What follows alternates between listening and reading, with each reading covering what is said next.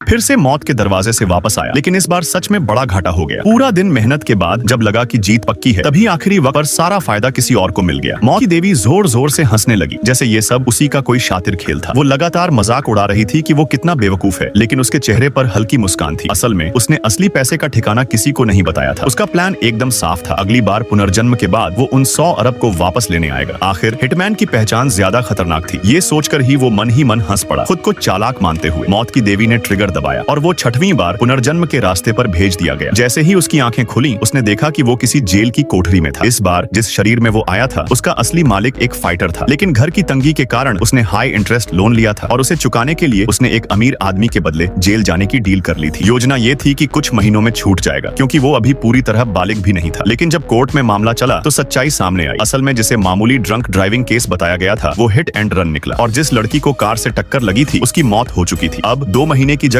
उसे 2 साल जेल की सजा सुनाई गई। जब उसे समझ आया कि उसे ठग लिया गया है, तो उसने उस अमीर आदमी से 10 गुना रकम की मांग की, वरना बाहर आते ही उसकी सच्चाई दुनिया के सामने रख देगा। पर उसका वकील भी चालाक निकला। उसने उसे ही धमकाना शुरू कर दिया। जैसे ही उसने इस शरीर की यादों को प्रोसेस किया, उसके दिमाग में एक ही ख्याल आया, यहाँ रहना उसके लिए सेफ नहीं था। इस जेल में एक साइको कातिल की खूब बातें होती थी। कहा जाता था कि अगर उसने किसी को अपना टारगेट बना लिया तो उसकी मौत पक्की थी। लेकिन जैसे ही उसकी झलक मिली, उसकी आंखें चौड़ी हो गईं। ये तो 4थी बार पुनर्जन्म में मिलने वाला स्कूल का गुंडा है। पिछले जन्म में इसी लड़के ने उसे बेरहमी से मारा था, लेकिन इस बार जैसे ही उसने उसे घूरा, उसने बिना सोचे एक घूंसा जड़ दिया। स्कूल का गुंडा जमीन पर धड़ाम से गिरा और फिर उसकी जमकर कुटाई कर दी। बाकी कैदी घबरा गए। किसी ने चिल्लाकर कहा, इस पागल को मत छेड़, वरना रात को चैन से सो नहीं पाएगा। लेकिन अब तक समझ चुका था कि ये लड़का असली टाइगर नहीं, बल्कि सिर्फ दिखावे का था। स्कूल टाइम से ही ये दूसरों के नाम पर धौंस जमाता था, लेकिन असल में खुद कोई दम नहीं था। कुछ थप्पड़ों के बाद स्कूल के गुंडे की अकड़ पूरी तरह टूट गई। वो रोते हुए गिड़गिड़ाने लगा, लेकिन उसे चैन नहीं आया। उसने बाकियों को भी बुलाया और सबने मिलकर उसकी जमकर धुनाई कर दी। उसे लगा कि अब उसकी परेशानी खत्म हो गई। लेकिन अगले ही दिन जब वो वर्कशॉप में था, तो सामने वाले कैदी ने अचानक तेज धार वाला ब्लेड निकाल लिया। उसकी किस्मत अच्छी थी। उसने झटपट कदम पीछे खींचा और ब्लेड सीधा दीवार से टकराकर उछलता हुआ उसी हमलावर के पास लौट आया। पहले लगा कि ये सिर्फ एक एक्सीडेंट था। उसने तुरंत गार्ड्स को बुलाया ताकि उसे मेडिकल रूम भेजा जा सके, लेकिन तभी उसे समझ आया ये हमला पहले से प्लान किया गया था। और सिर्फ यही नहीं, जेल में मौजूद बाकी गार्ड्स भी उसे मारने आए थे। बाकी कैदी डरकर भाग गए, लेकिन हमलावरों ने गलती कर दी। वो भूल गए कि इस शरीर का असली मालिक एक प्रोफेशनल फाइटर था। आगे का नतीजा, सिर्फ कुछ ही मिनटों में उसने सभी को धूल चटा दी और तभी उसका सेलमेट लड़खड़ाते हुए वापस आया। उसके हाथ में एक हथियार था, लेकिन मदद करने की बजाय वो चिल्ला रहा था, ये लोग तुझे मारने आए थे और तूने इनकी वॉट लगा दी।